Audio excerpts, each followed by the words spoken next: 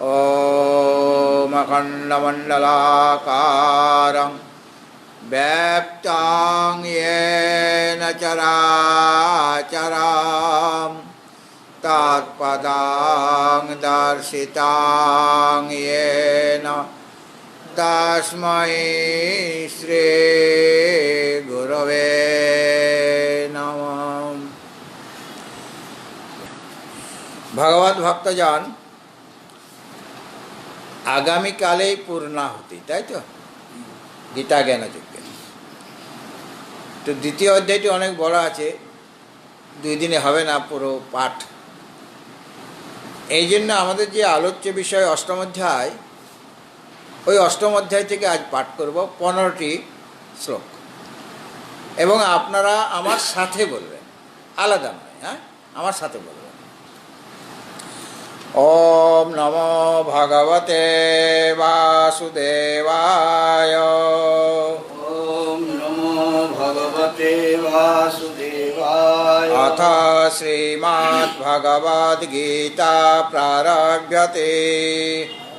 श्रीमद्भगवद्गीता प्रारभ्यते। अष्टमोऽध्यायः।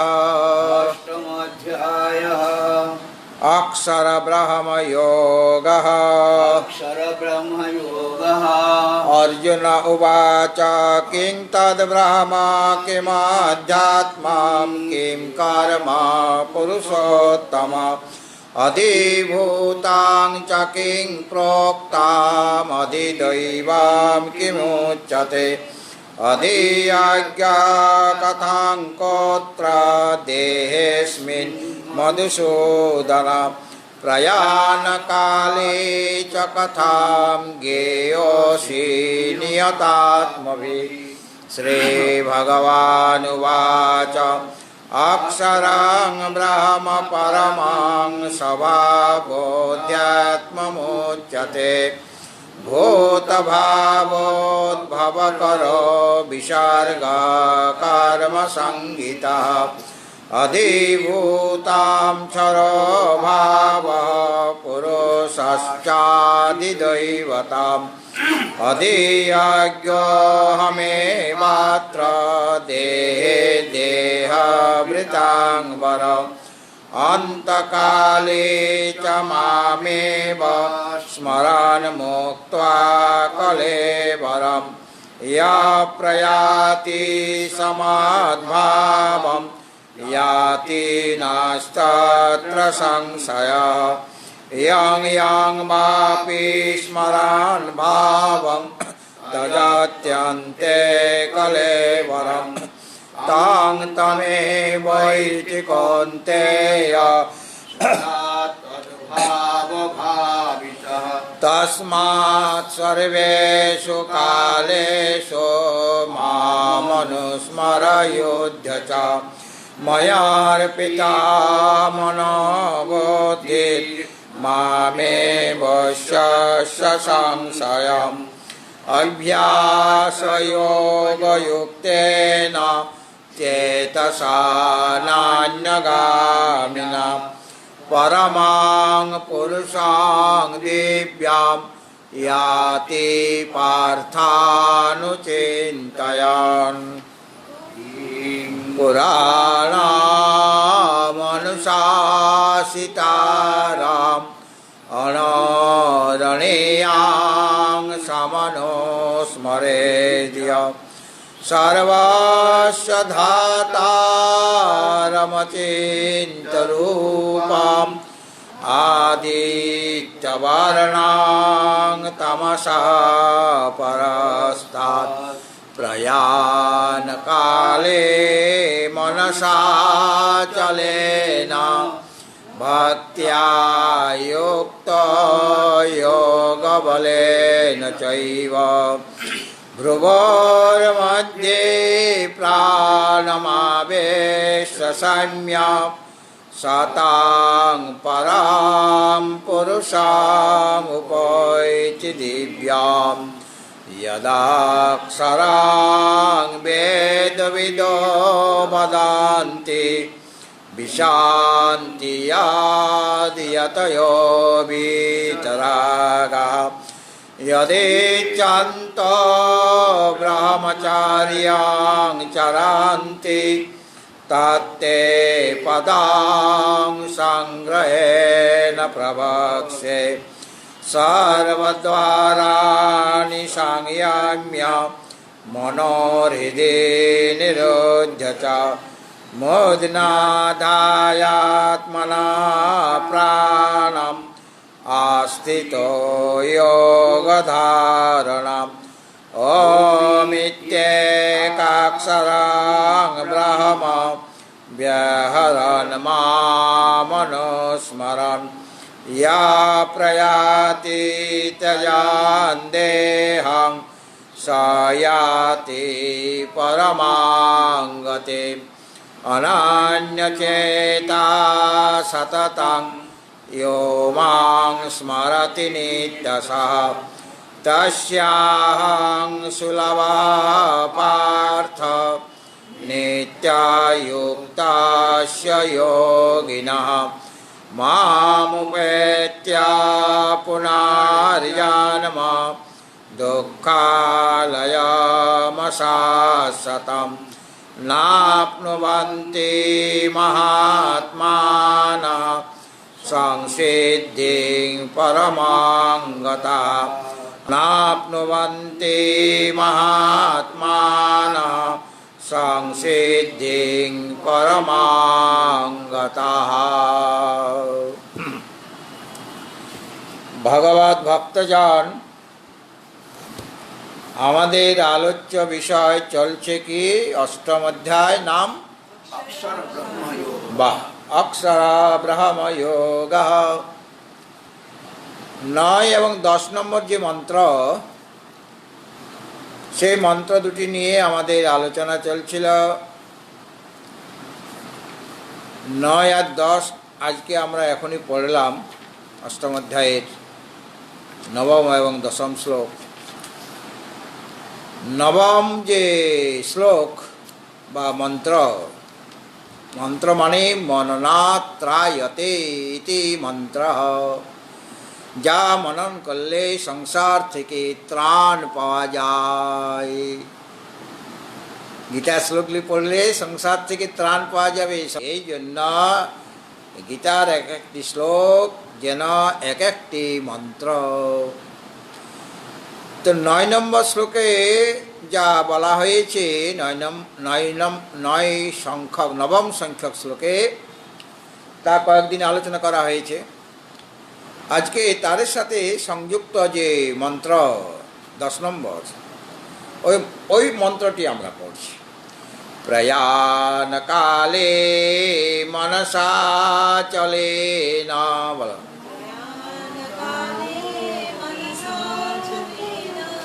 প্রয়াণ কালে মনসা চলে না,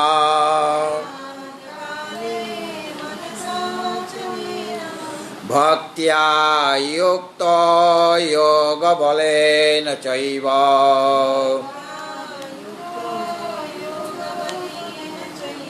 ভক্ত্যা যুক্ত যোগ বলেন চৈব,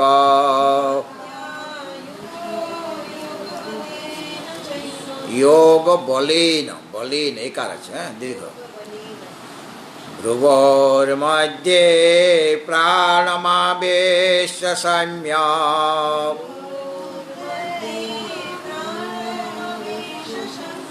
ভ্রুবর মধ্যে প্রাণমাবেশ সম্যক,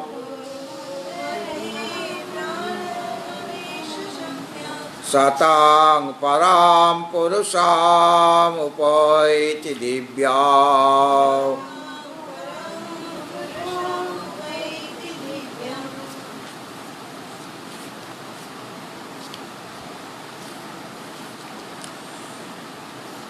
এই শ্লোকটির ব্যাখ্যা হবে,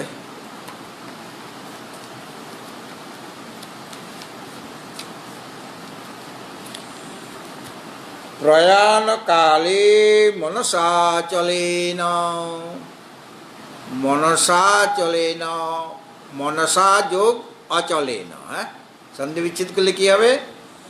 মনসা যোগ অচলে না।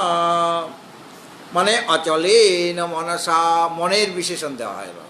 হ্যাঁ, মনের বিশেষণ কি দেওয়া হলো? অচলেন মনসা। এর আগে একটা মনের বিশেষণ দেওয়া হয়েছিল, অভ্যাস যোগ যুক্তেন চেতসা নান্যগামিনা। দুইটা বিশেষণ দেওয়া হয়েছিল। কি কি? কীরকম? চেতসা মানে চিত্তের দ্বারা, অভ্যাস যোগ যুক্তেন এই একটা বিশেষণ, আর নান্যগামিনা একটাতে অভ্যাস আর একটাতে বৈরাগ্য দেখানো হয়েছিল। আর এখানে মনের বিশেষণ কি দেওয়া হলো? অচলেন। হ্যাঁ, তাহলে অচলেন মনসা। এখন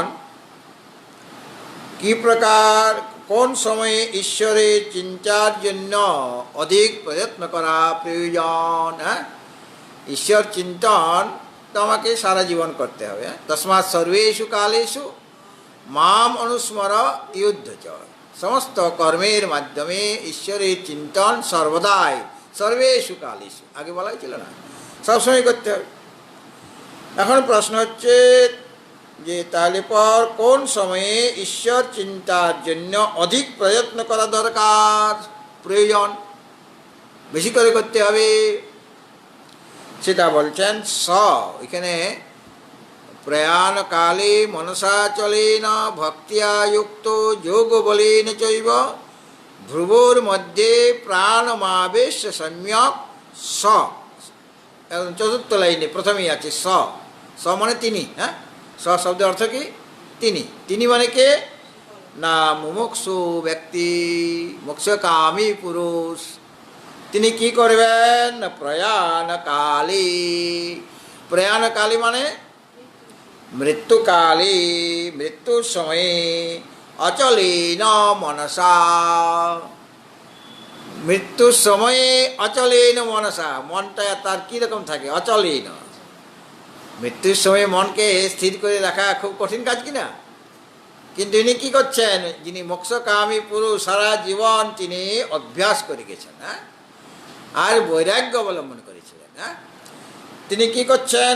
মানে সেই মুমুক্ষু মানে মোক্ষকামী পুরুষ প্রয়াণকালে, মৃত্যুর সময়ে, মৃত্যুকালে অচলেন মনসা। অচলেন মনসা মানে অচল মানে নিশ্চল। হ্যাঁ, যেটা চলে না, মানে যার মধ্যে ক্রিয়া নেই, মানে চঞ্চল নয়, যেটা চঞ্চল নয়। অচলেন মনসা, নিশ্চল মানে অথবা একাগ্র মন। হ্যাঁ, মনটা কীরকম হবে?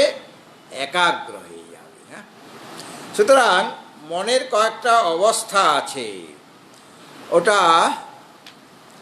ওই একটা হলো ক্ষিপ্ত অবস্থা, মূঢ় অবস্থা, বিক্ষিপ্ত অবস্থা, একাগ্র অবস্থা, আর নিরোধ। কি কি মূঢ় বললাম তাকে? মূঢ়, ক্ষিপ্ত, বিক্ষিপ্ত, মূঢ়। ক্ষিপ্ত, বিক্ষিপ্ত, মূঢ়, একাগ্র, আর কি বললে তুমি? পঞ্চম অবস্থার কি নাম? হ্যাঁ, পঞ্চম অবস্থার নামটা হয়ে গেল নিরোধ অবস্থা আর কি। হ্যাঁ, একটা হলো একাগ্র অবস্থা, তারপর পাঁচটা বৃত্তি, পাঁচটা মানে চিত্তের ভূমিকা পাঁচটা। হ্যাঁ, তো যোগ মানেই হচ্ছে চিত্তবৃত্তি, যোগ আর চিত্তবৃত্তি নিরোধ, তাই তো?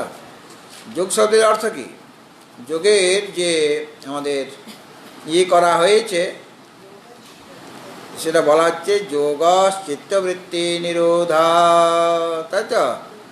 আচ্ছা, এখন নিরুদ্ধ, ওই যে নিরোধ বা নিরুদ্ধ অবস্থা। হ্যাঁ, পঞ্চমটা নিরুদ্ধ অবস্থা। তো একটা হলো ক্ষিপ্ত অবস্থা, মানে মনটা আত্মাতে লগ্ন হচ্ছে না, বিষয়েই ঘোরাঘুরি করছে। আর বিক্ষিপ্ত অবস্থাতে ওটা কোনো কোনো সময়ে আসে, মানে আত্মাতে আসে লগ্ন, কিন্তু চঞ্চল আবার চলে যায়। আর মূঢ় অবস্থায় তো মোহগ্রস্ত অবস্থায় সেখানে তো কোনো ব্যাপারই নেই। হ্যাঁ, মানে মনকে আত্মা অভিমুখী করা। আর একাগ্র অবস্থায় তিনি মনটাকে মানে আত্ম অভিমুখী করেছেন, অত সহজে যাবে না। আর নিরুদ্ধ অবস্থায় ওটা নিরুদ্ধ হয়ে গেল, আর কোনো দিকে যাচ্ছে না। তাহলে মনটা যখন একাগ্র অবস্থা প্রাপ্ত হবে, সেই মনটাকে বলা হচ্ছে অচল মন। হ্যাঁ, মনের যে 5টা ভূমিকা, ক্ষিপ্ত বিক্ষিপ্ত মূঢ়, তারপরে একাগ্র, মানে 3 নম্বর অবস্থা, মানে ধীরে ধীরে উন্নত হচ্ছে আর কি। হ্যাঁ, তো একাগ্র অবস্থায় মানে মনটা একটা যে বিষয়, সেই বিষয়েই লগ্ন হয়ে থাকবে, এটা হলো একাগ্র, মানে আত্মা অভিমুখী হয়ে থাকা, আত্মাতে লগ্ন হয়ে থাকা।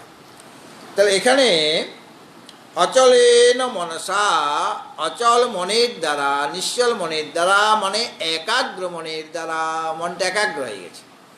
আগে কি ছিল? মনটা ব্যগ্র ছিল, বিজি। বিজি মানে আমাদের ব্যস্ত, মানে কোথায় ব্যস্ত? এই 5 বিষয়ে ব্যস্ত। হ্যাঁ, চারদিকে ছুটাছুটি চলছে, কখনো শব্দ, কখনো স্পর্শ, কখনো রূপ, কখনো রস, কখনো গন্ধ, এইগুলো নিয়েই সে মেতে আছে। হ্যাঁ, এটা হলো ব্যগ্র অবস্থা, মানে অগ্র। বিবিধ দিকে, অনেক দিকে মনটা যাচ্ছে, এক জায়গায় স্থির হয়ে থাকতে পারছে না। আমরা যখন বলি আই এম ভেরি বিজি, বলি কি না, তার মানে তোমার মনটা চঞ্চল। তুমি যখনই বললে আই এম ভেরি বিজি, আমি খুব ব্যস্ত, তার মানে তুমি বিষয়ে তোমার মনটা লগ্ন হয়ে আছে, ওই জন্য ব্যগ্র হয়ে আছো। ব্যস্ত মানে তো ব্যগ্র, মানে তোমার মনটা একবার এদিকে যাচ্ছে, এবার ওদিকে যাচ্ছে, এবার সেদিকে যাচ্ছে, এই জন্য তুমি বিজি। এই জন্য আমার প্রতি ধ্যান দিচ্ছ না, মানে আত্মাতে তুমি ধ্যান দিতে পারছ না, ব্যগ্র হয়ে গেছে।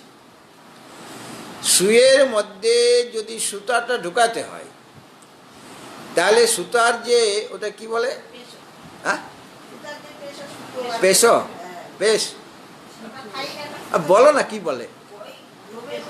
আর গোলের মতো তো জানি, জিনিসটার নামটা কি? পেশো, সেটা বলো। গোলের মতো না কি মতো সেটা তো জানি।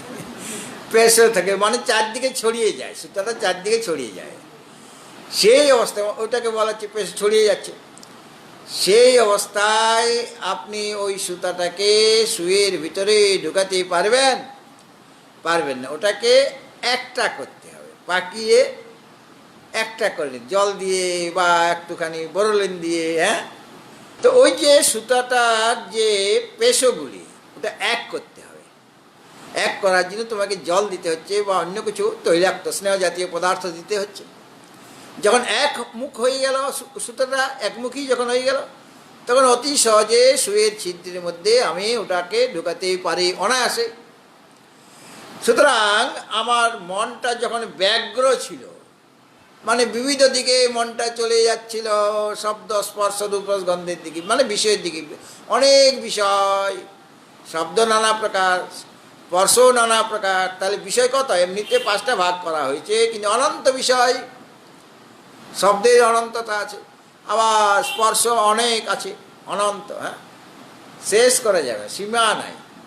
তাহলে অনন্ত বিষয়ের দিকে মনটা চলে গেলে কি হবে মনের অবস্থা? মানে ভীষণ চঞ্চল হয়ে যাবে। একটা মর্কট, মর্কট জানো, বান্দর, বান্দর স্বভাব চঞ্চল, তাকে যদি বলতাই কামড়ে দেয়, তাহলে আরো চঞ্চল হয়ে যাবে। তারপর তাকে যদি 1 গ্লাস মদ খাইয়ে দেওয়া হয়, শরাব, তাহলে বাঁদর কীরকম হবে? আরও চঞ্চল হবে। তারপর সেই বাঁদরকে ভূতে পেয়েছে, ভূতগ্রস্ত হয়ে গেছে বাঁদরটা, ভূতে ধরেছে। তাহলে স্বভাবত চঞ্চল হলো বাঁদর, তারপরে বলতাতে কামড়ে আরও চঞ্চল করে দিয়েছে, তারপরে মদ খাইয়ে আরও চঞ্চল, আর ভূতে পেয়েছে বলে আরও চঞ্চল। তা আমাদের মনের চঞ্চলতা বাঁদরের ওই রকমের, ওই রকম বাঁদরের ওই অবস্থা, মানে বলতে কামড়েছে, মদ খাইয়ে দেওয়া হয়েছে, ভূতে পেয়েছে, সেই বাঁদরের যে রকম অবস্থা আমাদের মনের অবস্থাটাও ঠিক ওই রকম। কতখানি চঞ্চল আমাদের মন। ছুটাছুটি এক জায়গায় স্থির হয়ে থাকতেই পারছেন না আপনি। আপনি যে বসে আছেন চেয়ারে, কিন্তু মনটা কোথায় কোথায় ঘুরছে, বিভিন্ন জায়গায়। হ্যাঁ, আবার আরও গভীরভাবে চিন্তা করতে গেলে তখন গালে হাতটা দিয়ে ভাবছেন, মানে যেন কিছু একটা ডিসকভার করবেন, আবিষ্কার করতে চলেছেন। হ্যাঁ, তাই না? এই যে এখানে একটা আছে যাদবপুরের কাছে, সুকান্ত, কবি সুকান্ত আছে না, গালে হাত দিয়ে আছে না, ও কবিতা রচনা করছে আর কি। তো আমরা কোনো বিশেষ একটা কাজ করার জন্য গালে হাত দিই, আবার দুশ্চিন্তা করার জন্যও গালে হাত দিই। মানে কোনো একটা কঠিন বিষয়, কোনো গভীর বিষয় চিন্তন করার সময়ও আমাদের গালে হাত যায়, আর দুশ্চিন্তা করার সময়ও গালে হাত যায়। আর সুচিন্তা করার সময়ে কোথায় হাতটা যাবে? একদম নিচে চলে আসবে, হাঁটুর কাছে। হ্যাঁ, এসে যায় না, হাতটা এরকম হয়ে যাবে, তখন হাতটা গালে যাবে না, হাতটা এরকম হয়ে যাবে, দেখতে পাচ্ছেন? হ্যাঁ, তো ওটা সুচিন্তন করছে, এটা দেখলে, তার বসার কায়দাটা দেখলেই বোঝা যায় ইনি দুশ্চিন্তা করছেন না, সুচিন্তা করছেন। মুখটা দেখে বোঝা যাবে, মুখে যদি প্রসন্নতা থাকে তাহলে বুঝতে হবে সুচিন্তা করছে। আর মুখের মধ্যে যদি কান্না কান্না ভাব থাকে, মানে মুখটা আর কমল নাই, ওটা শুকনো হয়ে গিয়েছে মুখটা, বুঝতে হবে দুশ্চিন্তা করছে। সুতরাং অচলেন মনসা, একাগ্র মনের দ্বারা, মনের ওই যে 4 নম্বর অবস্থা। হ্যাঁ, মানে একটা জায়গাতে স্থির। কোথায় স্থির? এখানে আত্মাতে। মন বিষয় অভিমুখী হয়ে গেলে কি হবে? চঞ্চল হয়ে যায়। মনের চঞ্চলতার কারণ কি? বিষয়ের দিকে বিষয় চিন্তন করছে বলেই মন চঞ্চল। তো চঞ্চল মনকে শান্ত করার উপায় কি? গীতাতে বলা হয়েছে, অভ্যাসে না তো কন্তেয় বৈরাগ্যে না চ গৃহতে। অভ্যাস এবং বৈরাগ্যের দ্বারা চঞ্চল মনকে অচঞ্চল করা যায়, শান্ত করা যায়। তাহলে চঞ্চল মন, চঞ্চলতার কারণ বিষয়ের দিকে ছুটাছুটি করছে। তাই তোমার বৈরাগ্য চাই, যাতে বিষয়ের দিকে না যায়। তো বিষয়ের দিকে মনটা তো, তাকে তো একটা থাকার জায়গা দিতে হবে। মনটা এতদিন ধরে বিষয়ে বিষয়ে ঘোরাঘুরি করছিল, বিষয় থেকে বিষয়ান্তরে যাচ্ছিল, তাহলে বিষয়ে মনটা আছে আমার। এখন বিষয় থেকে আমি সরিয়ে আনলাম বৈরাগ্য অবলম্বন করে, বিচারের দ্বারা। কিন্তু এখন তাকে তো রাখার একটা জায়গা দিতে হবে। কোথায় রাখবো? আত্মাতে। আত্মাতে তাকে সমাহিত করব। সমাহিত মানে সম্যক রূপে আহিত। আহিত করা মানে রাখা, সম্যক রূপে রাখা। সমাহিত মানে সম্যক রূপে রাখা। আমরা যে সমাধান বলি, এই সমাধি বলি, সমাধি কাকে বলা হয়? সমাধানং সমাধি। মনটাকে সম্যক রূপে আধান করা নামই হলো সমাধি। আধান মানে রাখা। আমরা বলি না আধার আধে ইত্যাদি আছে, ওখান থেকে আধান শব্দটা আছে। আধান মানে রাখা। তাহলে সমাধানং সমাধি। সমাধি কাকে বলা হয়? যে মনটা সমাধান করো, মনের সমাধান চাই, মানে সম আধান, সম্যক প্রকারে, সম উপসর্গ, সম্যক প্রকারে যথাযথভাবে তাকে রাখো। মানে এমন একটা জায়গাতে রাখবে যেখানে আর ঘোরাঘুরি তার বন্ধ হয়ে যাবে। কোথায় রাখবে? আত্মাতে। তা আত্মাতে মনকে রাখার নামই হচ্ছে সমাধি। ঠিক আছে? তাহলে বিষয়ে যখন ঘোরাঘুরি করছিল তখন মনটা চঞ্চল হয়ে গিয়েছে। সেই চঞ্চল হলেও যদি সে ওই মন ভগবত চিন্তন করে, মনটা চঞ্চল হয়েছিল, বিষয়ের দিকে যাচ্ছিল, এখন সেই মনটাকে দিয়ে আমি কি করছি? বিষয় চিন্তন ত্যাগ করে ঈশ্বর চিন্তন করছি। মন তো একটাই। হ্যাঁ, মন তো আমাদের অনেকগুলি মন কি ভগবান আমাকে দিয়েছেন, যে একটা মন বিষয় চিন্তা করুক, আর একটা মন ঈশ্বর চিন্তা করুক। একসাথে দুটো চিন্তন হবে না। আপনি আগেকার দিনে আমরা যখন খাতা বানাতাম, অঙ্কের খাতা, বাংলার খাতা, ইংরেজি খাতা, আলাদা আলাদা খাতা ছিল, নিজে বানাতে হতো খাতাটা। ওই দোকানের কিনাতে চলবে না, দোকানে ওগুলো অনেক দাম, ওই দামে আমরা কিনতেও পারতাম না তখন। তখন বাজার থেকে ওই যে কাগজ কেনা হতো। হ্যাঁ, দিস্তিয়া কাগজ, 1 দিস্তা কাগজ দেন তো, 1 দিস্তা কাগজ দিয়ে দিল। সেইগুলি ভালোভাবে একটা ভাঁজ করতে হবে। হ্যাঁ, ভাঁজ করে তারপরে সুই দিয়ে সেলাই করতে হবে। সুতা আমার নিজের, মানে মায়ের কাছ থেকে নিয়েছি, মায়ের কাঁথা সেলাই করা সুই আর সুতা। কারণ আমার তো সুতা কেনারও পয়সা নাই আর সুই কেনারও পয়সা নাই। মাকে বললাম তোমার সুইটা দাও, বলে সুই দিল, বলে সুতা দাও, বলে আর কি লাগবে, বলে সেলাই করে দেবো, বলে না ওটা আমি পারি, তুমি করো। তো সেলাইটা আমরা করতাম। তো অনেকগুলি কাগজ, এক দিস্তা কাগজ, ওটা এতটা যদি না পারি, আমাদের হাতের জোর কম, কাজে হাফ দিস্তা মানে চব্বিশটা তা মানে আলাদা আলাদা সিট, ওটার নাম হলো তা। একটা তা মানে একটা সিট, তোমরা বলে এক সিট কাগজ, ওটা তা, ওটা বাংলাতে হলো তা। 24 তায়ে এক দিস্তা। আবার মাঝে মাঝে 25টাও থাকতো। 24 তায়ে এক দিস্তা হয়, মানে 24টা সিটে এক দিস্তা। আবার যখন কিনতাম দেখি 25টা আছে, বলে ভুল করে দিল নাকি, বলে না, যখন দিস্তা করে না গুনার সুবিধার জন্য 25টা দেয়। তো যাই হোক, আমাদের যে সেলাইটা করতে হচ্ছে, সুইটা আমি ঢুকাচ্ছি, তো সুইটা যখন ঢুকছে কাগজগুলির মধ্যে, কাগজটা তো পুরো হয়ে আছে, মোটা হয়ে আছে, তো একসাথে কি ওই সুইটা ভিতরে ঢুকে গেল, একটার পর একটা কাগজকে ভেদ করছে। হ্যাঁ, আমার অনেকগুলি কাগজ হয়ে গেছে, কাগজের সিট হয়ে গেছে, সে একটার পর একটা কাগজকে সে ভেদ করতে করতে শেষে অন্তিম যে কাগজের সিটটা রয়েছে তাকে ভেদ করে বেরিয়ে গেল। আমরা টান দিয়ে বার করলাম। তাহলে ওটা যখন সেলাইটা আমি করছি, আমাকে প্রেসার দিয়ে করতে হচ্ছে, তো একটার পর একটা ওই সিটকে, কাগজের সিটকে ভেদ করতে করতে সে অন্তিম কাগজকেও ভেদ করে বেরিয়ে যায়, তাই তো। তো সবগুলো একসাথে তো করে না। ঠিক সেইরকমভাবে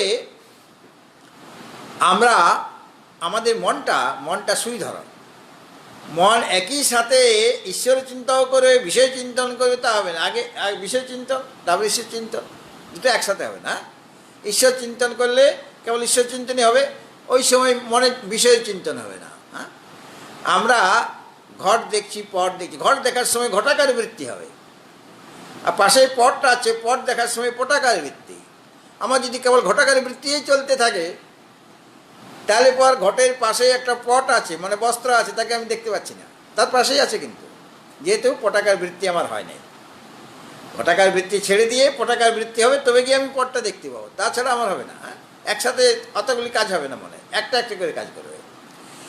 তো ঈশ্বর চিন্তন, যখন আমি বিষয় চিন্তন করার ফলে মনটা আমার চঞ্চল হয়ে গেছে, এই চঞ্চল মনকে আমি শান্ত করব, মানে কতখানি চঞ্চলতা, মানে ওই বান্দরের মতো। হ্যাঁ, এত চঞ্চল, তো এত ভীষণ ভয়ঙ্কর চঞ্চল হলো মন, তাকে আমি শান্ত করতে চাই। হ্যাঁ, তো তাকে শান্তি গেলে যেমন ভূতের ওঝা আছে, ওঝা চাই, তারপরে মনে করুন মদ খেয়েছে, তার জন্য অন্য কিছু খাইয়ে দিলে মদের যে নেশাটা কেটে যাবে।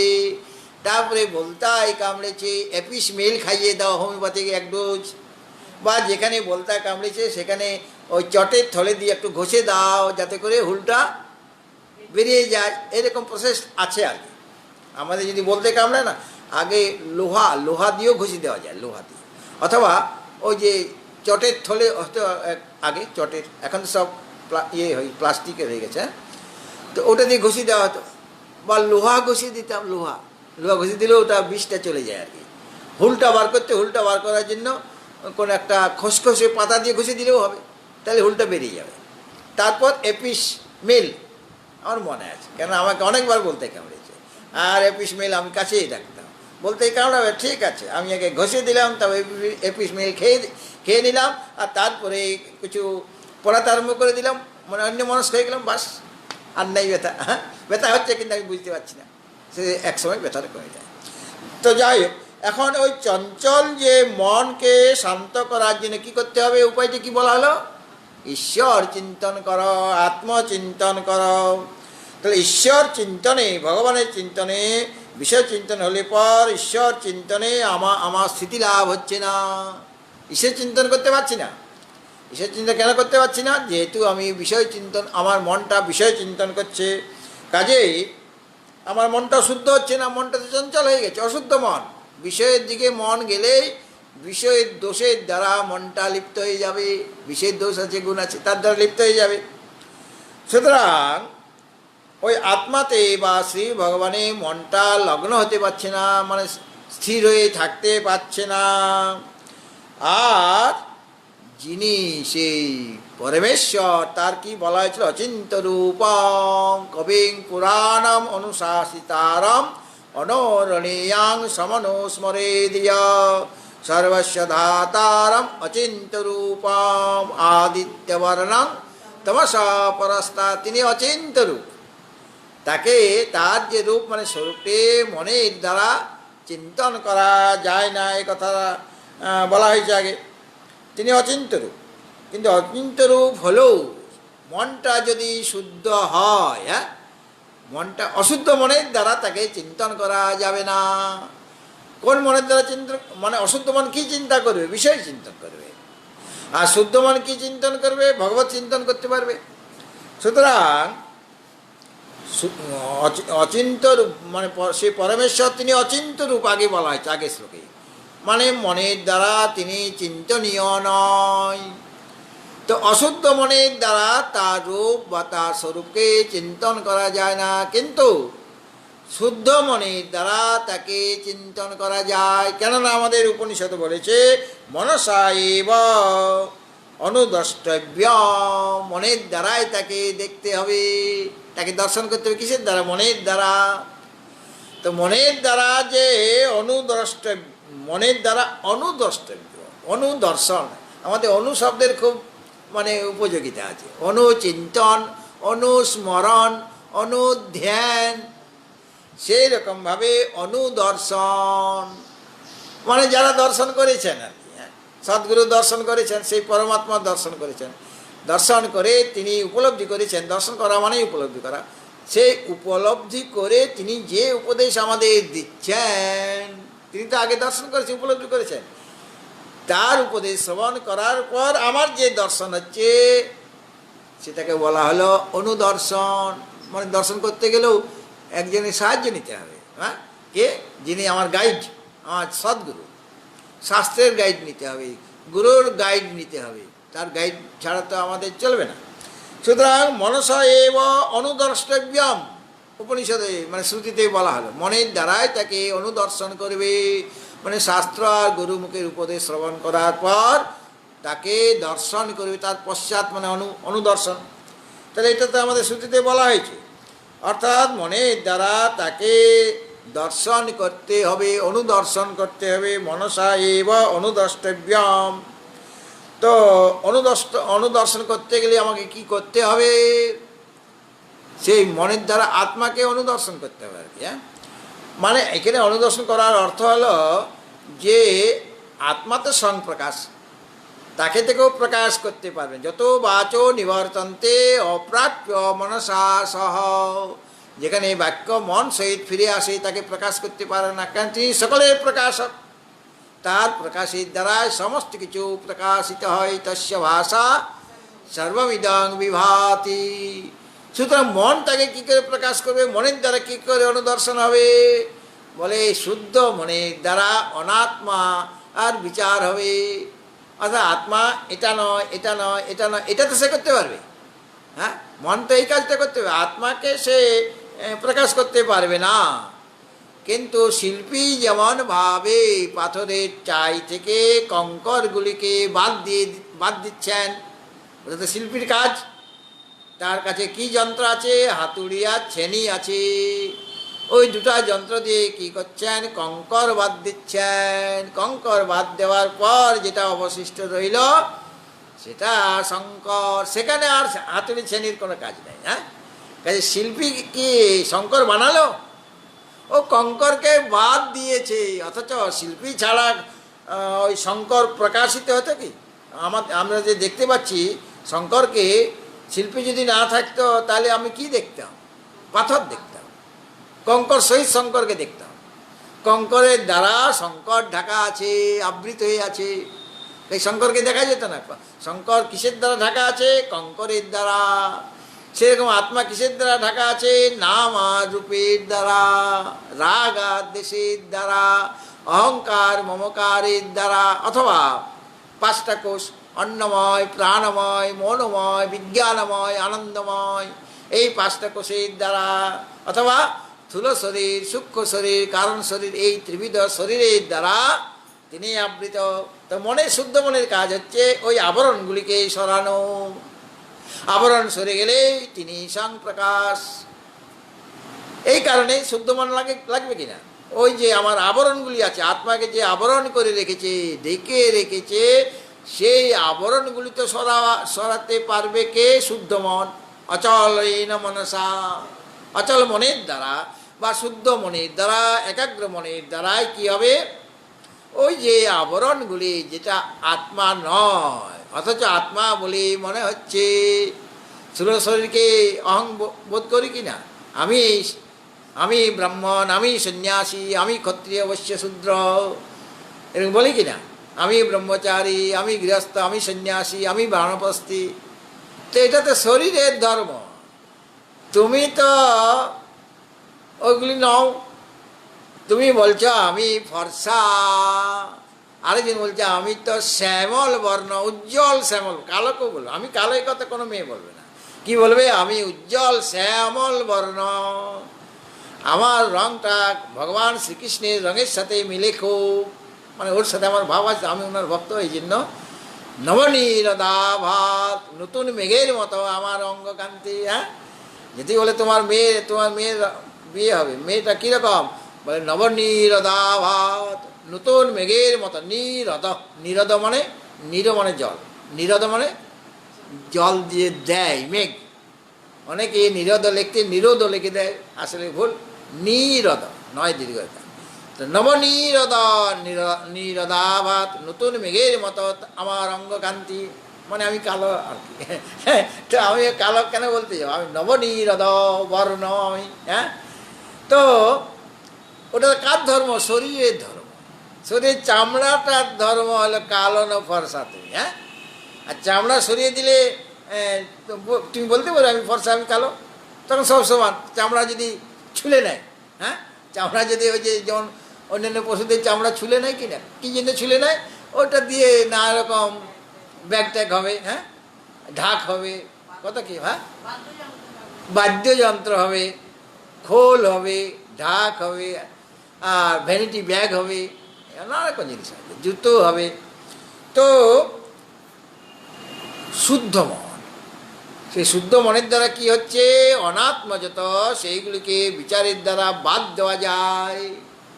আর বাদ দিলেই, যত আবরণ আছে আবরণগুলি বাদ দিলেই আমি যেটা, সেই আমি ওই আবরণের মধ্যে লুকিয়েছিলাম, নিজেকে চিনতে পারছিলাম না, ওই আবরণগুলিকে আমি বলে মনে করছিলাম। হ্যাঁ, আর মনটা কি করে দিল? সে আবরণগুলিকে দূর করে দিল।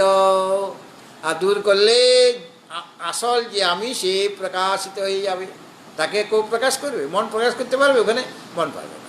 এই কারণে ওই দৃষ্টিতে শ্রুতিমাতা বললেন মনসা এব অনুদ্রষ্টব্যমিতি, অর্থাৎ মনের দ্বারাই তাকে দেখতে হবে।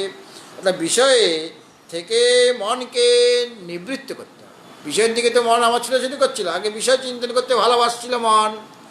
এখন আমাকে কাজটা কি করতে হবে? যে মনটা বিষয়ের দিকে ধাবিত হচ্ছে, তাকে বুঝিয়ে শুনিয়ে বিচার করে, যে বিচার কীরকম বিচার? যে বিষয়ে অনেক দোষ, বিষয়ে গুণ বলতে কিছু নাই, কেবল দোষ। অনিত্যম আর অসুখম, দুইটা বড় দোষ। সমস্ত বিষয় অনিত্য, ক্ষণভঙ্গুর, আর সমস্ত বিষয় দুঃখদায়ক। এমন কোনো বিষয় নাই যেটা দুঃখ দেবে না। অনেক টাকা পয়সা হয়ে গেলেও দুঃখ।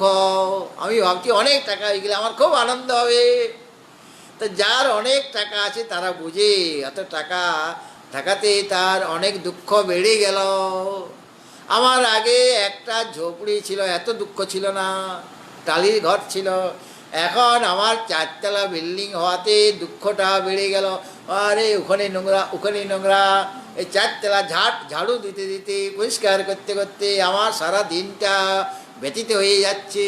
আর অন্য কাজ কখন করব? হ্যাঁ, আর এইখানে ফাটা, ওখানে ফাটা, আগে ফাটাফাটি হলে একটুখানি দড়ি দিয়ে বেঁধে দিতাম, বাঁশের ঘর তো আমার। আর এখন আরে ছাদ ছাদ থেকে জল পড়ছে বলে মনে হচ্ছে, হ্যাঁ এখানে একটু ফাটা কিসের দাগ, এটা ফেটে যায়নি তো, তা দুঃখ করে বাড়লো কি না?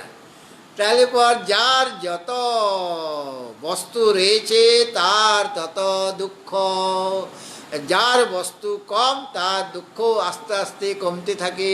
হ্যাঁ, সুতরাং আপনি দেখুন দৃষ্টান্তে, জাগ্রত অবস্থায় আমার শরীর আছে, যখন জেগে আছে আমার ইন্দ্রিয় সকল কাজ করছে, আমার মন কাজ করছে, আর আমার সামনে অনেক ভোগ্য পদার্থ আছে, ব্যাংক ব্যালেন্স কত আছে বারে বারে পাসবইটা খুলে দেখছি, হ্যাঁ দেখছি কি না, তারপরে এখন কত টাকা জমা দেওয়া যায়, টাকা জমা দেওয়ার মতো হলো কি না, হ্যাঁ টাকা জমা পড়লে টাকা হলেই আমি সেখানে ব্যাংকে জমা করে দিচ্ছি, তাহলে আমার ওখানে বিষয়গুলি আমার চোখের সামনে ভাসছে। তারপর যখন আমি স্বপ্ন অবস্থায় চলে গেলাম, নিদ্রা যাচ্ছি, স্বপ্ন অবস্থা, জাগ্রত অবস্থা পরে কি অবস্থা আসবে, স্বপ্ন।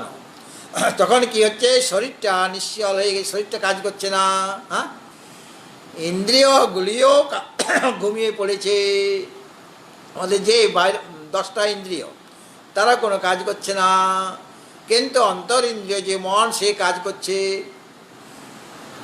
আর আমার যে জাগতিক যে পদার্থগুলি আমার কাছে ছিল সেটা এখন নাই, কিন্তু অন্য বিষয় আমি মনের দ্বারা কল্পনা করে নিয়েছি, হ্যাঁ বিষয় অন্য কল্পনা করে নিয়েছি। আমি কলকাতায় শুয়েছিলাম 3 তলায়, আর আমি স্বপ্নে দেখছি আমি আমেরিকায় চলে গেছি, হ্যাঁ এরকম হতে পারে তো। আমেরিকা যাওয়ার খুব শখ ছিল, তো দেখছি আমেরিকাতে আমি আছি, সেখানে একটা চাকরি করছি, হ্যাঁ এরকম দেখা যেতে পারে। অথবা আমেরিকা অত দূরে যেতে হবে না, বোম্বে চলে গেছি, হ্যাঁ। তো আমি রাত্রিবেলায় শুয়েছিলাম আর দেখছি সূর্য মধ্য গগনে রয়েছে, হ্যাঁ এরকম দেখা যাচ্ছে। রাত্রিবেলাটা আমি দিন করে দিচ্ছি, আমি তো রাত্রে শুয়েছিলাম, তখন দিন 12টা বাজে, হ্যাঁ আর বোম্বে শহর, আর সেখানে আমার ছেঁড়া কাঁথা ছিল, আর ওখানে দেখছি দুগ্ধ ফেনানো শয্যা আমার বিছানাটা। আর এখন তো দুপুর, তো বিছানাটা পাতা আছে, আমি শুই নাই, এখানে তো শুয়ে আছি, ওখানে শুই নাই, আমি ঘুমাই নাই, মানে বিছানায় যাই নাই। আমি তো একটা বিরাট সোফার মধ্যে বসে আছি, পা নাচাচ্ছি, হ্যাঁ এদিকে আমার যে বিছানায় যে শরীরটা সে তার পাটা নাচছে না, কিন্তু আমার পাটা নাচছে, স্বপ্নের পাটা। আর বোম্বে শহরটা আসল বোম্বে শহরে আমি যাই নাই, কল্পিত বোম্বে শহরে গেছি আমি, কল্পিত রাস্তা দেখছি, বাড়ি ঘর দেখছি, ওটা মনের দ্বারা কল্পিত, আসল বোম্বে শহরটা আমি দেখতে পাচ্ছি না কিন্তু, হ্যাঁ। আর লোকজন অনেক দেখছি, সেটাও লোকজন আমি তৈরি করেছি, আমার মন কল্পনা করে তৈরি করেছি এত লোকজন। এবং সেখানে তারা যে ভাষা বলছে, মারাঠি ভাষা, সেই মারাঠি ভাষায় তারা কথা বলছে, সেটা আমার মনের কল্পনার দ্বারা মারাঠি ভাষায় কথা হচ্ছে, সেটা আমি শুনছি আর কি, হ্যাঁ। আর ওখানে যে রামেশ্বর পুরী ঘোরাঘুরি করছে বোম্বেতে, সেই রামেশ্বর পুরীকে আমার মন কল্পনা করে তৈরি করেছে, কারণ এই রামেশ্বর পুরীতে এখানে আছে, আর বোম্বেতে যে গেছে সে তো তাকে বানানো হয়েছে, সে আলাদা, এই রামেশ্বর পুরী না, এ তো ঘুমাচ্ছে। আর বোম্বে শহরে যে ঘুরছে সে আলাদা, রামেশ্বর পুরী বানানো হয়ে গেছে। তাহলে দেখুন ওখানে বিষয়ও আমার তৈরি করা হয়ে গেছে, যেহেতু ওখানে মনটা সক্রিয় আছে আর বিষয় আছে, কাজেই আপনার সুখও আছে দুঃখও আছে। সুখের স্বপ্ন দেখলি সুখ, রসগোল্লা খাচ্ছিলাম, আর সেই সময় মানে খুব আনন্দ সহকারে খাচ্ছি, আবার তখন আনন্দ হচ্ছে, মিষ্টিও লাগছে রসগোল্লাটা, যেমন নয় যে চপসা লাগছে, চপসা জানেন তো, মিষ্টতা নেই, মিষ্টিও লাগছে। আর খুব, এটা তো গাঙ্গুরামের মিষ্টি, খুব মিষ্টি লাগছে, খুব খুব আনন্দ করে আমাকে 10টা দিয়েছিল, একটা মোটেই খেয়েছি, আরও ওগুলো সব খাবো আমি। আর সেই সময় মহারাজ বলল, মহারাজ উঠুন উঠুন, বলে তারা খেতে দেখো, উঠুন উঠুন, এই মাত্র সব তো খেতে বসেছে। বলে না না উঠুন উঠুন, 5টা বেজে গেল, আপনি 4টায় উঠেন। আমি তাড়াতাড়ি উঠে গেলাম, তারপরে দেখি রসগোল্লা দেখি নাই, 10টা রসগোল্লা একটাও নাই। তা ওই সময় সুখের স্বপ্ন দেখলে সুখ হয় কি না, আবার দুঃখের স্বপ্ন দেখলে দুঃখ। জাগ্রত অবস্থা আমার সুখ ছিল দুঃখ ছিল, স্বপ্ন অবস্থাতে আমার মনটা সক্রিয় এবং শরীর ইন্দ্রিয় তৈরি করে নিয়েছি, বিষয় তৈরি করে নিয়েছে সে, হ্যাঁ আমার জাগতিক বস্তুগুলি আমার নাই, ভগবানের তৈরি বিষয় নাই আমার, কিন্তু আমার মনের দ্বারা কল্পিত বিষয় রয়েছে। এই বিষয়ে সে আমাকে দুঃখ দিচ্ছে। তারপর সুষুপ্তি অবস্থা মানে গভীর ঘুম, সাউন্ড স্লিপ, তখন মনটা ঘুমিয়ে পড়লো, তাহলে মনের আর কল্পনা নাই, তাহলে আমার শরীর, ইন্দ্রিয়, মন, বুদ্ধি কিছুই নাই, মনটা অজ্ঞানে লীন হয়ে গেছে, আর অজ্ঞানটা আত্মাতে আছে। সেই সময় সুখ দুঃখ কিছু আছে?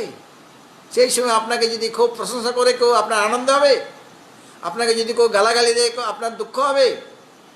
আর আপনার কত ব্যাংক ব্যালেন্স আছে ওই সময় আপনি বিচার করে চিন্তা করছেন কি? কিচ্ছু নাই। সেই সময় কেবল সুখ, কেবল সুখ। যতক্ষণ সাউন্ড স্লিপ ততক্ষণ আপনার সুখ, সেখানে দুঃখ ঢুকতে পারে না, দুঃখ ঢুকার কোনো চান্স নাই, সেখানে কেবল সুখ। তাহলে সুষুপ্তি অবস্থায় আমি কেবল সুখ পাচ্ছি, কিন্তু ওটা এখনও স্থায়ী। যখন সুষুপ্তি অবস্থা ভেঙে গেল, স্বপ্ন অবস্থায় এসে গেলাম, তখনই দুঃখ এসে যাচ্ছে। তারপর জাগ্রত অবস্থায় তো দুঃখ আমাকে চারদিক থেকে ঘিরে ধরলো।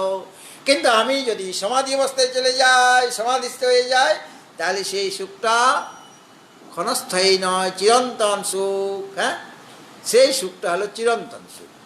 সুতরাং ওই সুখ আমরা চাই, ওই গভীর ঘুমের যে সুখ, সেটার সুখ আছে। আমার ভাগ্য ভালো যদি না হয়, তাহলে ওই সুষুপ্তির যে আনন্দ সেটাও আমি পাবো না। কেননা আমাদের অনেকেরই পাতলা ঘুম, সাউন্ড স্লিপ হচ্ছে না। আর যখন সাউন্ড স্লিপ হবে যেদিন, সেদিন শরীরটা আপনার ফুরফুরে থাকে, মেজাজটা ভালো থাকে, আর সব পরিশ্রম করার মতো ক্ষমতা আপনার এসে যায়, শরীরে ক্ষমতা এসে যাচ্ছে। তখন যেহেতু সাউন্ড স্লিপে গেছেন, আনন্দ পেয়েছেন, কাজে আপনাকে এত ফুরফুরে মেজাজে কে রাখলে? ওই আনন্দটা আপনি আনন্দ ভোগ করেছেন, আনন্দ খেয়েছেন ওখানে। কখন? গভীর ঘুমে আনন্দ খেয়েছেন, ওখানে খাচ্ছেন আপনি, আনন্দের স্বাদ পেয়েছেন। সেই আনন্দটাই আপনাকে কাজে প্রবৃত্ত করাচ্ছে, বা গীতা পড়তে আপনার ভালো লাগছে, সন্ধ্যা বন্দনা বা জপ ধ্যান করতে আগ্রহ জেগে যাচ্ছে। কেন? ওখানে আনন্দ খেয়েছেন আপনি, কিছুক্ষণের জন্য খেয়েছেন, কাজে খুব আপনি নিজের কাজে লেগে গেলেন। আর যদি ঘুমটি ভালো না হয়, সাউন্ড স্লিপ না হয়, তখন আপনার মেজাজটা খটখটে থাকবে, ভালো লাগবে না কিছুই। হ্যাঁ, কোনো কাজ করতে ইচ্ছা করবে না, ঘুম ঘুম ভাব এসে, অত ঘুমিয়েছেন তবুও আবার ঘুমিয়ে যাচ্ছেন, চেয়ারে বসেই ঘুমিয়ে যাচ্ছেন।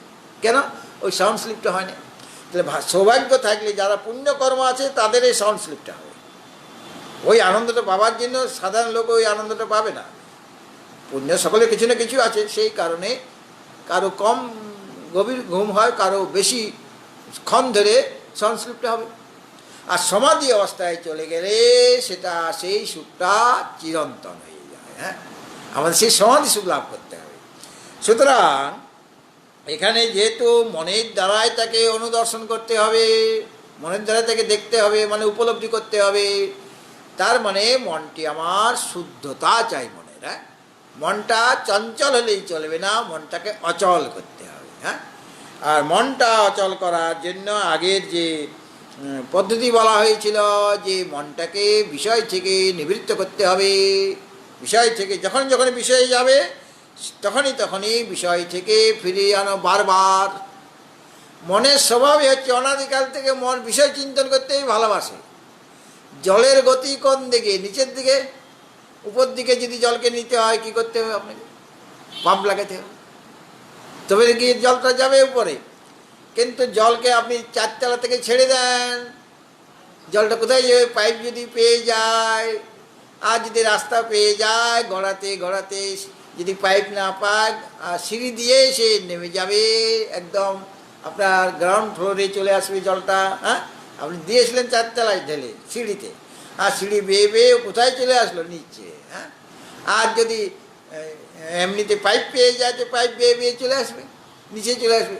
আর পাইপ দিয়ে যদি উপরে উঠাতে হয়, তাহলে তখন আপনার পাম্প দরকার। কাজে অনাদিকাল থেকে মনটা বিষয়ের দিকে যেতে তার ভালো লাগে। হ্যাঁ, ওটা তার মানে অভ্যাসে পরিণত হয়ে গেছে। এখন ওই রকম মনকে তোমাকে আত্মা অভিমুখী করতে, ঈশ্বর অভিমুখী করতে হবে। কাজেই একবার জোর করে নিয়ে আসলাম, ছেলেটা পড়ছে না, ছেলেটাকে জোর করে পড়ার টেবিলে বসিয়ে দিলাম, মা গেল রান্নাঘরে, তখন ছেলে আবার উঠে খেলতে আরম্ভ করে দিল। এরকম হয় কি না? তারপরে মা আবার বকাবকি করে তাকে আবার টেবিলে বসালো পড়ার ঘরে, আর কিছুক্ষণ পড়লো, মা আবার কাজে গেল, একটু ফাঁক পেয়ে আবার চলে গেল খেলনা দেখতে। হ্যাঁ, বা এখন খেলনা টেলনা এত দেখে না, এখন কি বলে ওই যে হ্যাঁ না টিভিতে কি হ্যাঁ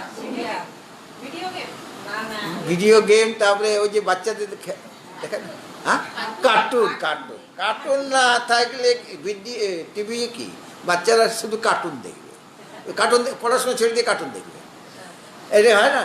তা আমাদের ওই কার্টুন দেখানো তো মনটা বারবার কার্টুন দেখতে চলে যাচ্ছে, কার্টুন দেখা মানে ওই বিষয়ের দিকে চলে যাচ্ছে। সুতরাং যখনই মনটা বিষয়ের দিকে ছুটবে তখনই তাকে বুঝিয়ে শুনিয়ে বাবা বাছা করে তোমরা ছেলেদের মেয়েদের আনো কিনা, সেরকম বাবা বাছা করে মনটাকে আবার আত্মাতেই বসাবে। এইবারে বারবার করতে হবে, অভ্যাস যোগ যুক্তে নয়, আগে বলা হয়েছিল এরকম অভ্যাস করতে হবে। যখনই যাবে আবার তাকে বুঝিয়ে শুনিয়ে নিয়ে সবসময় খেয়াল রাখতে হবে যাতে কার্টুন দেখার সুযোগই না পায়। হ্যাঁ, কার্টুন দেখার সুযোগই পাবে না। এই উঠু ভাবছে, তখন এই তোমার পড়া হয়েছে, বলো তো তোমার এটা কি, তখন আবার পড়ে মন বসতে, কালকে তো তোমার পরীক্ষা, কাজে এইরকম প্রশ্ন তুমি কি উত্তর দেবে?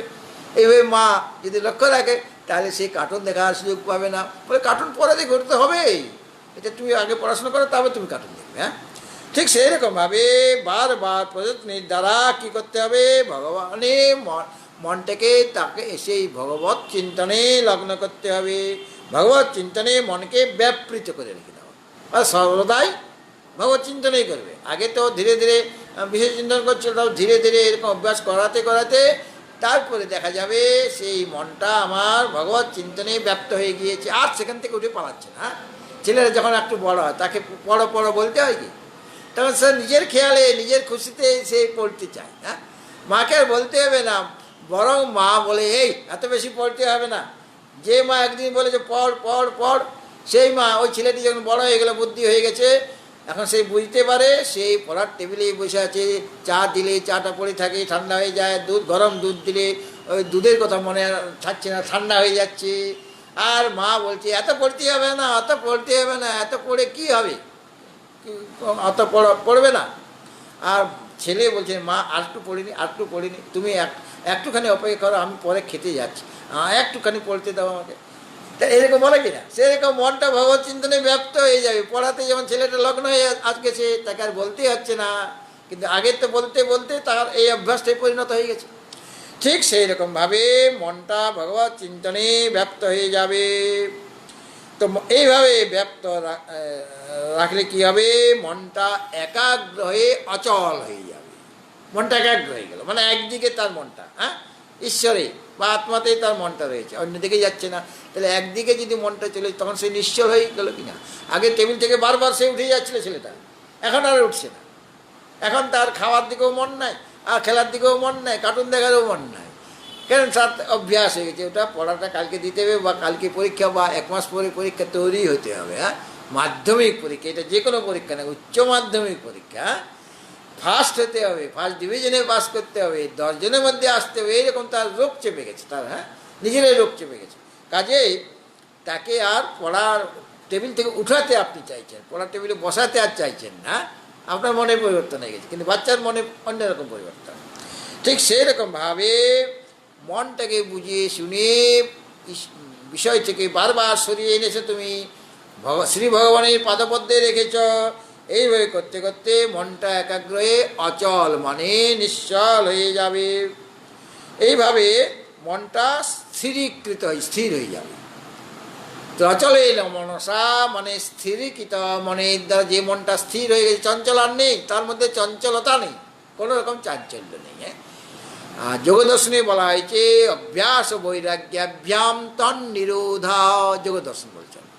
আর সেটাই ভগবান শ্রীকৃষ্ণ গীতার মধ্যে কি বললেন, অভ্যাসেন তু কৌন্তেয় বৈরাগ্যেন চ গৃহ্যতে অসংশয়ং মহাবাহো মনোদুর্নিগ্রহং চলাম অভ্যাসেন তু কৌন্তেয় বৈরাগ্যেন চ গৃহ্যতে। দুটো জিনিস আমার চাই, মন চঞ্চল মনকে শান্ত করার জন্য বৈরাগ্য যেমন প্রয়োজন, সেই রকম মনকে আত্মাতে রাখার জন্য, আত্মচিন্তনে ব্যপ্ত করে রাখার জন্য আমাকে বারবার অভ্যাস করতে হবে।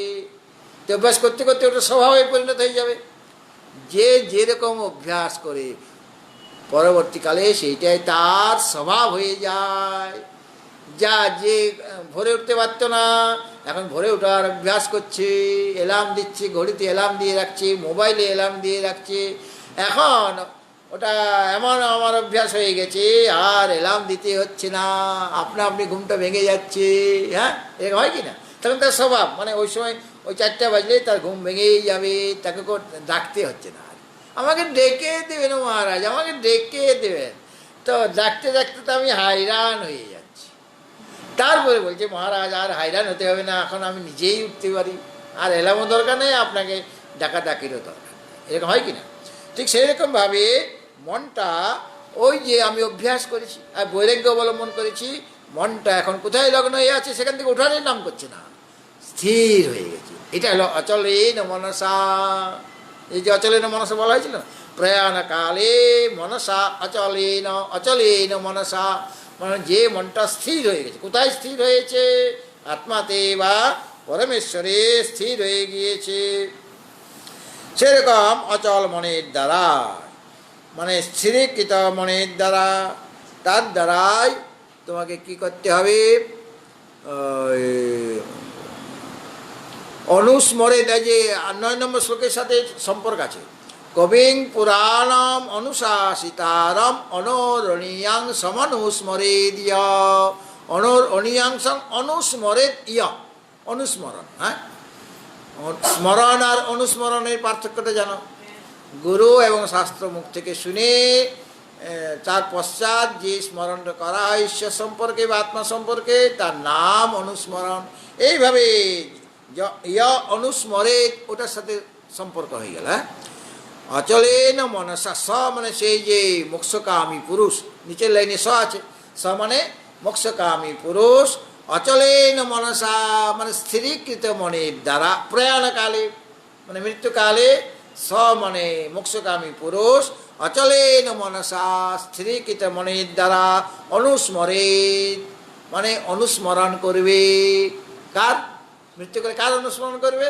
সেই ঈশ্বরের, পরমেশ্বরের। হ্যাঁ, যে মনটা স্থির হয়ে গেছে, সেই স্থিরীকৃত মনের দ্বারা, মানে মৃত্যুকালে আমাদের তো সব কিছু তো মানে শিথিল হয়ে যায়। মৃত্যুকালে আমার শরীরটা কাজ করছে না, আমার ইন্দ্রিয় কাজ করে না, আমার মনটাও কাজ করার কথা নয়, কিন্তু যারা অভ্যাস করেছেন, অভ্যাস বশত তার মনটা কাজ করবে তখন। হ্যাঁ, অভ্যাস বশত তার মনটা গুরু মন্ত্র জপ করতে থাকবে, ঈশ্বরই স্মরণ করবে। আর যে কোনো কালে ঈশ্বর স্মরণ করে নাই, তাকে তার কানের কাছে গিয়ে একটু মন্ত্র বলো গো, একটু ইষ্ট মন্ত্র জপ করো গো, সে শুনতেই পাবে না, বলবেও না। কেন? সে তো কোনোদিন মন্ত্র জপ করেনি, গুরু দীক্ষা নিয়েছে ঠিকই, কিন্তু ওটা তো ওই তাকে তুলে রেখে সে কাগজে লিখে দিয়েছে, কাগজটা সে তাকের মধ্যে আছে, বাক্সের মধ্যে পড়ে আছে। কোনোদিন সে কাগজটা খুলে দেখেনি কি মন্ত্রটা গুরুদেব দিয়েছিলেন। হ্যাঁ, জপ কোনোদিন করেনি। জপ যদি করতো দীর্ঘকাল ধরে সারা জীবন, তাহলে তার মনে থাকতো, তখন তার মনটা স্থির হতো। এইভাবে স্থিরীকৃত মনের দ্বারা অনুস্মরে, অর্থাৎ সেই পুরুষকে যিনি অনুচিন্তন করেন। কীরকম মনের দ্বারা? অচলেন প্রয়াণকালে, স মানে মোক্ষকামী পুরুষ, প্রয়াণকালে অচলেন মনসা স্থিরীকৃত মনের দ্বারা অনুস্মরে, অনুস্মরণ করবেন। এটার সাথে এটা যোগ হবে, অন্যায় হয়ে যাবে। এখন তার স্মরণ তাকে করতে হবে। এখন কি উপায়ে তার স্মরণ করবে, কিভাবে অনুস্মরণ করবে, প্রশ্ন এসে গেল। যে স্থিরীকৃত মনের দ্বারা, সেই যে কবিং পুরাণম অনুশাসিতারম, যিনি, যার কথা আগে শ্লোকে বলা হয়, তাকে অনুস্মরণ করবেন। তো কীভাবে অনুস্মরণ করবেন, তার জন্য বলা হলো ভক্তিয়া যুক্ত যোগ বলে চৈব। চৈব সন্ধি বিচ্ছেদ করলে কী হবে? চ যোগ এব। হ্যাঁ, কী হবে? এব। তাহলে ভক্তিয়া মানে ভক্তির দ্বারা, তৃতীয়া বিভক্তি আছে, ভক্তিয়া যুক্ত, ভক্তির দ্বারা যুক্ত হয়ে। তো ভক্তির দ্বারা যুক্ত হয়ে, ভক্তি মানে জ্ঞান হতে পারে। হ্যাঁ, কেন? চতুর্প্রকার যে ভক্ত, তার মধ্যে জ্ঞানী ভক্তও আছেন। আর আচার্য শঙ্কর বিবেক চূড়ামণিতে বলেছেন যে, সেখানে তিনি বলেছেন জ্ঞান সামগ্রাম ভক্তিরেব গরীয়সী। জ্ঞানের যত সামগ্রী মানে সাধন আছে তাদের মধ্যে ভক্তি হলো গরীয়সী মানে শ্রেষ্ঠ। ভক্তির দ্বারাই জ্ঞান লাভ করা যাবে। হ্যাঁ, জ্ঞান লাভ করার যে মানে সাধন, সেই সাধনের মধ্যে সর্বশ্রেষ্ঠ সাধন কি? ভক্তি।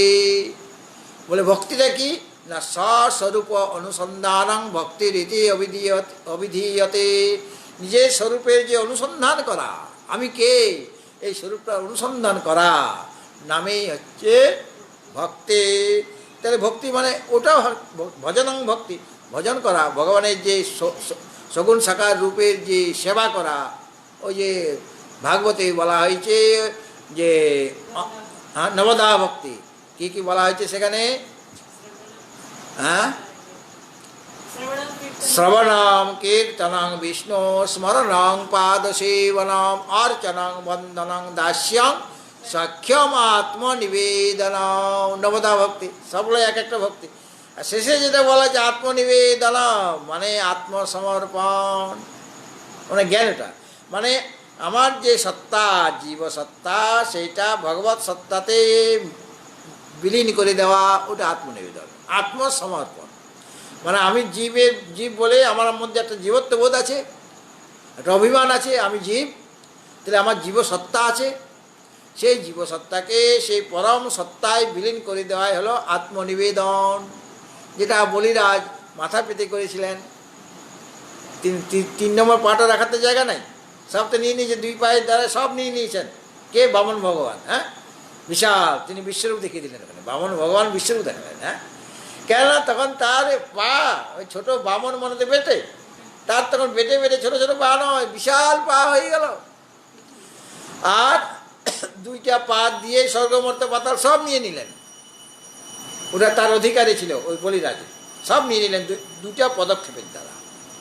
আর 3 নম্বর পদক্ষেপ রাখার জায়গা নেই, আর তার জায়গা নেই, তো সবটা নিয়ে নিয়েছেন। রাত দাও, তুমি বলছো ত্রিপাদ ভূমি দেব, ত্রিপাদ ভূমি দিব বলে আরেক পদ ভূমি দাও না। তুমি তো প্রতিজ্ঞা করেছো, মানে হাতে জল নিয়ে তুমি প্রতিজ্ঞা করেছো মন্ত্র বলে, তাহলে এখন দাও 3 নম্বর পদে রাখার জায়গাতে দাও। আর বলিরাজ হাসছে। উনি বলছেন তুমি তো মিথ্যা, প্রতিজ্ঞা তো মিথ্যা হয়ে যাবে। বলে না না, আমি কোন বংশের লোক জানেন কি আপনি? বামন ভগবান বলছেন। কোন বংশের? বলে আমার পিতা হচ্ছেন বিরোচন, আর আমার দাদু হচ্ছেন প্রহ্লাদ, জ্ঞানী ভক্ত। হ্যাঁ, সেই বংশের লোক আমরা অসুর থেকেই। কিন্তু কোন অসুর? প্রহ্লাদের পুত্র বিরোচন, তার পুত্র আমি হচ্ছি বলিরাজ। কাজে আমার এখন একটা জায়গা আপনি খুঁজে পান নাই, আমার এমন একটা জায়গা আছে আমি লুকিয়ে রেখেছি, আপনি খুঁজে পান নাই। খুঁজে পেলে তো আগে দুই পা ভূমিতে আপনি নিয়ে নিতেন, কিন্তু আপনি ওটা আমি এত গোপনে রেখেছি, আপনি খুঁজে পান নাই। বলে ওটা কোনটা আমি তো সত্যি তো আমি বুঝতে পারিনি। বলে এই যে এটা মাথা, মানে আমার যে অহংকার, আমার যে নিজস্ব সত্তা, আমি বলিরাজ। হ্যাঁ, আমার যে জীবসত্তা সেটা আপনি নিতে পারেন নাই, স্বর্গমর্ত পাতাল নিয়েছেন, আমার জীবসত্তাকে নিতে পারেন নাই। কাজে আমি মাথা পেতে দিচ্ছি, এখন আমার জীবসত্তা আপনার পরম সত্তার মধ্যে বিলীন করে দিচ্ছি। ওইটা হলো জ্ঞান। হ্যাঁ, সুতরাং ভক্তি মানে ভজন, ও মানে নবদা ভক্তি। আত্মনিবেদন হলো জ্ঞান, আত্মসমর্পণ। সুতরাং ভক্তি মানে জ্ঞান অথবা পরমাত্ম বিষয়ক যে প্রেম, ভগবানের জন্য আমার যে প্রেম, কৃষ্ণ প্রেম বলি না। হ্যাঁ, একটা সম্প্রদায় আছে তারা বলে শুধু কৃষ্ণ প্রেম, প্রেম করতে গেলে কৃষ্ণের সাথে করো। হ্যাঁ, কেউ বলছেন শিব প্রেম, কেউ নারায়ণ প্রেম, যার যার যা ইষ্ট তার সাথে তার প্রেম, তাকে তিনি ভালোবাসেন, তাকে তার কাছে তিনি তার কাছে প্রিয় হয়ে যান। হ্যাঁ, সুতরাং সবচেয়ে বড় প্রেম আত্মপ্রেম, পরমাত্মার প্রতি যে প্রেম, কারণ তিনি সর্বাপেক্ষা প্রিয়তম। তদ্ প্রেয় পুত্রাৎ প্রেয় বিত্যাৎ প্রেয় অন্যস্মাৎ সর্বস্মাৎ অন্তরতমং যদয়ম আত্মা। তিনি পুত্র অপেক্ষা প্রিয়, বৃত্ত অপেক্ষা প্রিয়, আর যা যা আছে আমার সমস্ত বস্তু বা ব্যক্তি অপেক্ষা তিনি প্রিয়। তিনি অন্তরতম। কোথায় রয়েছেন? তিনি একদম গুহার ভিতরে লুকিয়ে আছেন। আমি কোথায় লুকিয়ে আছি? আমি লুকিয়ে আছি আসলে, অথচ আমি জানি না। আমি নিজেই লুকিয়ে আছি, কিন্তু আমি নিজেই জানি না আমি কোথায় লুকিয়ে আছি। আমার যে স্বরূপ, তিনি যেখানে লুকিয়ে আছেন সেখানেই আমি লুকিয়ে আছি। মানে 3টা বা 5টা আবরণের ভিতরে আসল আমিটা রয়ে গেছে। হ্যাঁ, তার খোঁজ আমাকে করতে হবে। সুতরাং পরমাত্মা বিষয়কে আমার প্রেম চাই, তাকে লাভ করার একটা ব্যাকুলতা চাই, তাকে বরণ করতে হবে। গুরুদেব বাইরে আছেন, আমরা গুরুদেব এলে আমরা গুরু বরণ করি কি না? আপনার বাড়িতে যদি গুরুদেব যান, আপনি নিমন্ত্রণ করেছেন, নিমন্ত্রণ করাতে সেই নিমন্ত্রণ তিনি স্বীকার করেছেন যে আমি যাচ্ছি। তাহলে আপনারা আগের থেকে তৈরি হচ্ছেন কি না? আজ যখন গুরুদেব আসলেন, উলুধ্বনি দিয়ে, শঙ্করধ্বনি দিয়ে, মালা টালা বা রাস্তার মধ্যে আসছেন, ফুল ছড়িয়ে ছিটিয়ে নিয়ে আসছেন কি না? বরণ করা হচ্ছে। তারপরে ওই যে বউ যদি আসে ঘরে, বউকে বরণ করা হয় কি না? নতুন বউ আসলো, তাকে বরণ করে ঘরে ঢুকানো হচ্ছে, কারণ ওটা দান হিসেবে পাওয়া গেছে। ওটা তো দানের সামগ্রী। কে দান করেছে? তার বাবা দান করেছেন, কন্যা দান করেছেন। তাহলে দানে পেয়েছেন, ওই যে তার ছেলেটা ওই মেয়েটাকে দানে পেয়েছে, কেউ দান করেছে তাকে। হ্যাঁ, সে দানের সামগ্রী এটা। কাজে খুব মূল্যবান বস্তু, একটা দান করা জিনিস আমি পেয়েছি। সেই দান করা জিনিসটাকে আমি বরণ করে আমার ঘরে ঢুকাচ্ছি। একটা বস্তু আমাকে, কোনো একটা জিনিস আমি পেয়েছি, দান করেছি কেউ আমাকে, সেইটা আমি খুব যত্ন সহকারে ঘরে রাখি কি না? যেখানে সেখানে ফেলে রাখি। তো কন্যা দান করা হয়েছে, দানে সেই তার ছেলেটা পেয়েছে দানে ওই মেয়েটিকে, আর সেই দান করা জিনিসটাকে ওই ছেলেটির মা বাবা বা আত্মীয় স্বজন ওখানে যারা আছে তারা বরণ করে নিয়েছে, কন্যা বরণ। এরকমভাবে বড় বরণও হয়। হ্যাঁ, ওখানে গেলেও বড় বরণও হবে। তো আমার যে প্রিয়তম, তাকে তো বরণ করতে হবে। গুরু বরণ যেমন আমরা করি, সেরকম আমার সর্বাপেক্ষা যিনি প্রিয়তম, তাকে বরণ করতে হবে। বরণ করা মানে তাকে নিমন্ত্রণ জানাতে হবে। গুরুকে নিমন্ত্রণ করলে তবে তো আসবে, এমনি আসে না। তো আমি তাকে নিমন্ত্রণ করব, মানে আকুল হয়ে ব্যাকুল হয়ে ডাকবো, তার অনুসন্ধান করব। হ্যাঁ, আর তাকে পাওয়ার জন্য আমি সমস্ত কিছু ছেড়ে দিয়েছি, সব ত্যাগ করে দিয়েছি। হ্যাঁ, লোকৈষণা, পুত্রৈষণা, বিত্তৈষণা সব ত্যাগ হয়ে গেছে আমার। কেন? তাকে পাবো। যাকে যাকে আমি খুব ভালোবাসি, তাকে পাবার জন্য আমরা অনেক কিছু ত্যাগ করার জন্য প্রস্তুত কিনা? হ্যাঁ, যে আমার খুব প্রিয়, তাকে পাওয়ার জন্য আমি ঘর বাড়ি সব ছেড়ে দিতে পারি কি না? আর যে আমার প্রিয়তম, তাকে পাওয়ার জন্য আমাকে কত কি ছাড়তে হচ্ছে। আমার অহংকার ছাড়তে হচ্ছে, আমার মমকার ছাড়তে হচ্ছে, আমার রাগ দেশ ছাড়তে হচ্ছে, আমার কর্তৃত্ব অভিমান ছাড়তে হচ্ছে, ভক্তৃত্ব অভিমান ছাড়তে হচ্ছে, আমার এত বিষয় সব ছাড়তে হচ্ছে। ওকে ত্যাগ না করলে হবে? বিষয়ে যদি রস আমি পাই এখনও, তাহলে আমার প্রিয়তমকে আমি লাভ করতে পারবো। প্রিয়তম তো বলেই দিয়েছে যে অন্যদিকে তোমার মন দেওয়া চলবে না, আমাকেই শুধু ভালোবাসতে হবে। হ্যাঁ, তো প্রিয়তমকে আমি ভালোবাসবো। তাকে ভালোবাসার জন্য আরও যত আমার ছিল, যত বিষয় ছিল, শব্দ স্পর্শ রূপ রসগন্ধ অনেক ছিল, অনেক টাকা পয়সা গাড়ি বাড়ি ছিল, সেদিকে আমার এখন মন নেই। ত্যাগ বুদ্ধি এসে গেছে। এখন কাকে আমি চাইছি? আমার প্রিয়তমকেই চাইছি। এটাকে বলা হচ্ছে বরণ করা। হ্যাঁ, মানে তাকে আকুল হয়ে ডাকা, আকুল হয়ে তাকে পাওয়া, পেতে চাওয়া। ঠাকুর শ্রীরামকৃষ্ণের কাছে বললেন যে ভগবানকে লাভ করতে গেলে কি করতে হবে? বলে চলো স্নান করে আসি, তারপরে বলবো। হ্যাঁ, তারপর ঠাকুর নিয়ে গেছেন গঙ্গাতে, পাশেই গঙ্গা, বলে স্নান টান করো, তারপরে তো বলবোই আমি। হ্যাঁ, তুমি যেটা প্রশ্ন করেছো না, ভগবানকে কীভাবে পাওয়া যায়, আচ্ছা কীভাবে পাওয়া যায় আমি বলবো। তো স্নান টান করি চলো। তো স্নান করতে গেছি, আর ঠাকুর সেরকম বল আছে। আর যখনই ডুবটা দিয়েছে না, তখনই মাথাটা চেপে ধরেছে, উঠতে দিচ্ছে না, আর ছটপট ছটপট করছে, ছটপট করছে। বলে পাগল, সবাই বলে এটা পাগল, পাগল ঠাকুর, পাগল ঠাকুর। এখন বুঝছি সত্যি এটা পাগল রে বাবা, আমাকে মেরে দিবে রে। তারপরে ছেড়ে দিয়েছি, যখন দেখছি যে আর পারবে না, ছেড়ে দিয়েছি। ভাই পাগল, আমাকে তুমি স্নান করার নাম করে এসে এখানে ডুবিয়ে মারতে চেয়েছো গঙ্গাতে। আমি একটা প্রশ্ন করেছি, সেটা উত্তর না দিয়ে এখানে আমাকে ডুবিয়ে মারবে। বলে সেটা ছাড়ো, সেটা ছাড়ো, এখন তুমি আমার একটা প্রশ্নের উত্তর দাও। বলে কি? বলে তোমাকে যখন মাথা চেপে রেখেছিলাম না, তখন তোমার কি মনে হচ্ছিল? বলে কখন পাগলাটা ছাড়বে আমাকে, কখন পাগলাটা হাতটা মাথা থেকে সরাবে। হ্যাঁ, কখন আমি এই জল থেকে আমার মাথাটা অন্তত নাকটা উঁচু করতে পারি। বলে যেমনভাবে তোমার এত ব্যাকুলতা ছিল, এই নাকটা অন্তত জলের উপরে যাবে, কতখানি ব্যাকুলতা। সেই রকম ব্যাকুলতা যদি ভগবানকে লাভ করার জন্য হয়, তাহলে ভগবানের দর্শন হয়ে যাবে, ওই রকম ব্যাকুলতা চাই। হ্যাঁ, সুতরাং এটাকে বলা হচ্ছে বরণ করা। নায়ম আত্মা প্রবচনেন লভ্য ন মেধয়া ন বহুনা শ্রুতি না যমে বৈশ্য বৃণুতে তেন লভ্য তস্যৈষ আত্মা বিবৃণুতে তনুংসাম। এই আত্মাকে প্রবচনের দ্বারা মানে অধ্যাপনার দ্বারা পাওয়া যায় না। প্রবচন মানে অধ্যাপনা করা। নাই আত্মা প্রবচন ন মেধা, আমার অনেক মেধা শক্তি আছে, স্মৃতিশক্তি আছে বলে তাও হবে না।